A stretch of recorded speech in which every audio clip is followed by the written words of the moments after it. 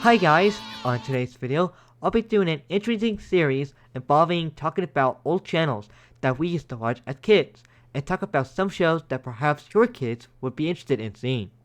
Now, this won't be any history video like the comic book series I have done, but just talk about certain channels that we loved as kids, and hopefully this video might bring some nostalgia for you. And on this video, I'll be diving in on Playhouse Disney with top shows that you can show to your children. Although I will be reviewing the shows that are on there and see if they age well or not. Also, you're going to hear a few shows that happened to come out on October. What a coincidence!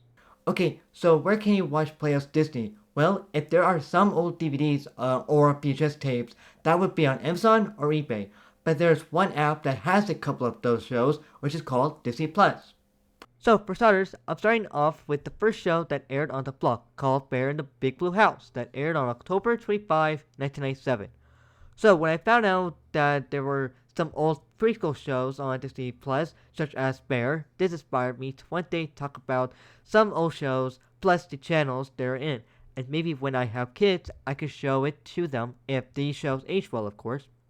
Now, when I was watching Bear again, I noticed that some episodes can be a little bit repetitive, such as Bear sniffing and talk about why he smells so good, and sometimes he thinks about Mel.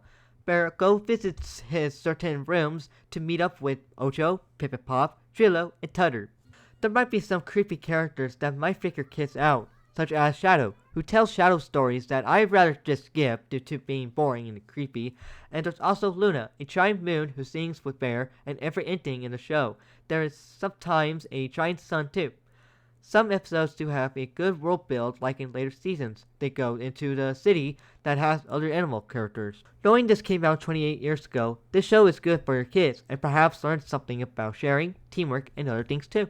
The next show is PB&J Otter that came out in March 21, 1998. Now this show is an animated one, and this one hardly has any repeats. But in all the episodes, if the characters are in a situation, they mostly do the noodle dance to solve the problem. I think some characters may not be good role models due to some characters lie, like Flick the Duck, knowing that he does apologize in the end.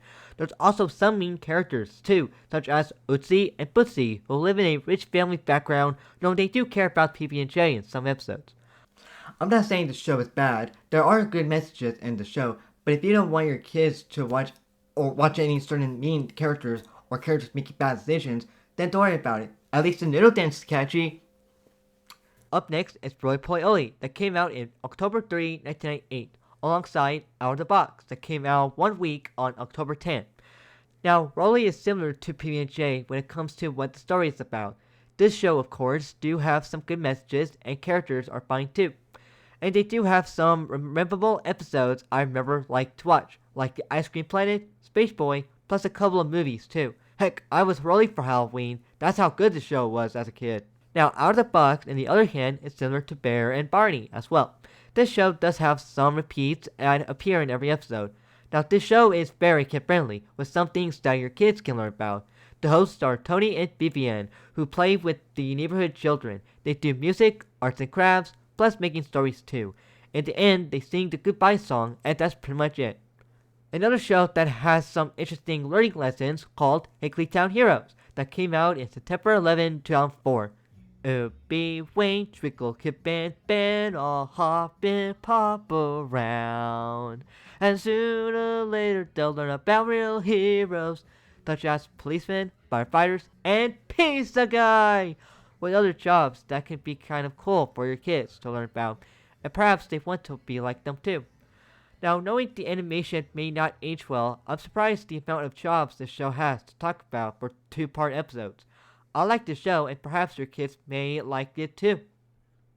Okay, so this other show is my least favorite show called Little Einsteins that came out on October 9, 2005, and knowing the show came out 20 years ago, I find the show less enjoyable and maybe boring too. I mean, nothing wrong with learning about old classic music and art and all, but what does music have to do with Einstein? He's a scientist. This is not a science show. And also, there could be questions like, where are the adults, for example? The show may not have been my cup of tea, but if your kids want to explore the 17th, 18th century music, well, okay. I just hope for sure your kids won't sleep through the show.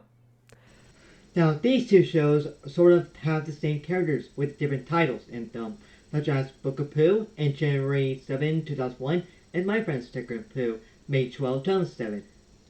Now, Book of Pooh is another puppet show about solving problems and friendship as well, while My Friends is about Pooh, Tigger, and a new character named Darby and Buster, the dog, and these guys do investigation mysteries in the Hungry Acre Woods. The last few shows for honorable mentions I could talk about would be Imagination Movers, that came out on September 6, 2008. It's pretty much a band type of show, like the Doodlebobs, that came out in April 11, 2005, which, by the way, can be streamed on Tubi. There's also Special Agent Oso, a show that teaches kids about how to do things all by yourself, with a James Bond type of references.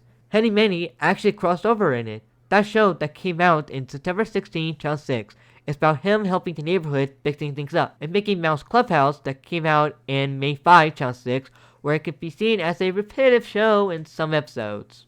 Now, unfortunately, those are the only shows that are on Disney Plus, and it sucks that not all of the other shows I liked watching growing up, such as Stanley, Turtle Circus, Shiny Sprites, and the Crow Brothers, are not on there.